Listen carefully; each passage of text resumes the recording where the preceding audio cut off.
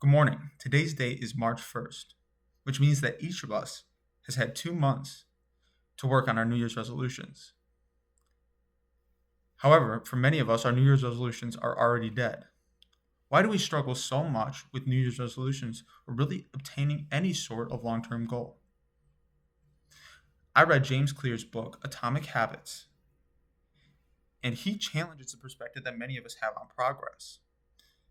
Many of us think that progress should be something that happens rapidly.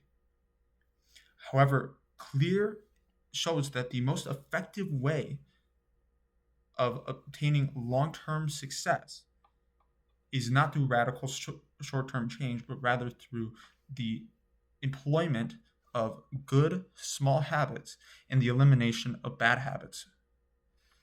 And that this makes a big difference over time.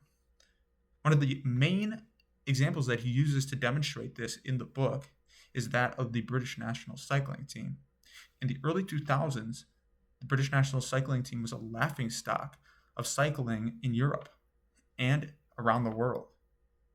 However, at this time, they implemented a program in which they would attempt to make 1% improvements each day. And that by making these 1% improvements, which are often things as seemingly insignificant as um, as tweaking the aerodynamics of the uniforms that they were using in order to slightly improve their times, or uh, making the inside of their trailers in which they carried the bikes white so that they'd be able to more easily spot dust or dirt, which could impact the equipment that they were using. But over time, these changes, though small, led to a great effect. By the 2008 Olympics, they were already one of the best teams in the world. And by the 2012 Olympics, they were able to win 60% of all the gold medals in cycling as a team.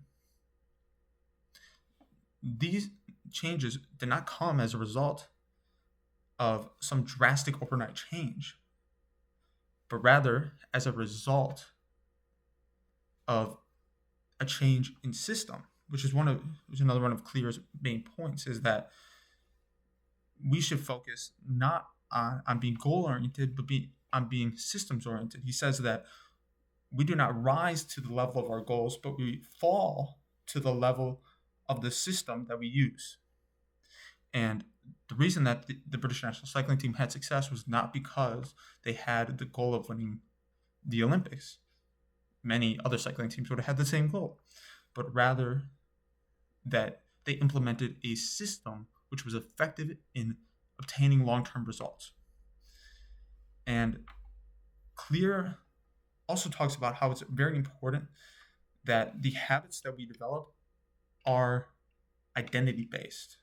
You can think about this either in the negative or the positive direction.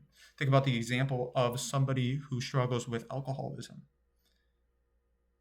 They might think of themselves as an alcoholic, and this only reaffirms their conviction that they're never going to get out of this. But rather, when you change your mindset and they think themselves not as an alcoholic, but rather as a person who, as wanting to be a person who is sober, they're able to more effectively to maintain motivation and to um, and to proactively decide that they are not going to have that drink.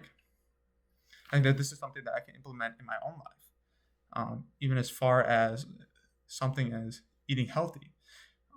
I want to be a person who lives a healthy life.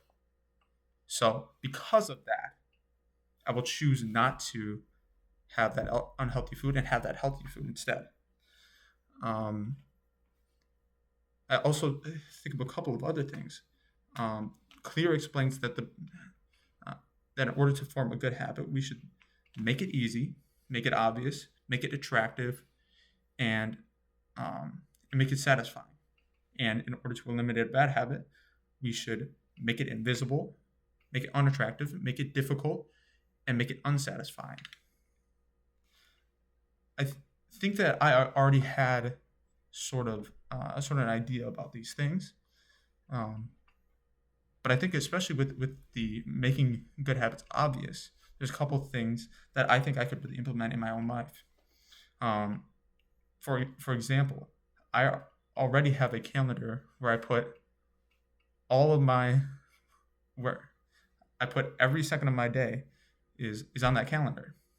However, oftentimes the things on that calendar are very vague, and because of that, I think I often get off task still. So I think that's something I could really work on is making these things more specific, which is a point that Claire makes in this book, and I think this will help you, especially being going into pastoral ministry.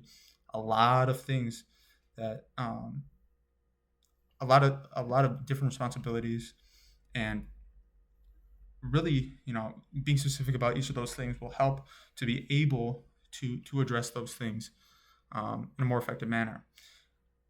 I also think he talks about habit stacking. So, for example, many of us have a morning routine. We get out of bed, we you know we brush our teeth, take a shower, you get dressed, and these things are pretty much second nature to us. Uh, so if we add something to that, for example, if I want to, as part of my wanting to be a person who lives a healthy life, I want to start working out. So I add a short workout to that morning routine. Eventually, um, I will associate that habit with the morning routine, and it will become easier for me to do that over time. And eventually, that will become as second nature as the other things in my routine. And overall, I think that this book is really effective in helping any person to implement good habits and achieve their goals for a long period of time.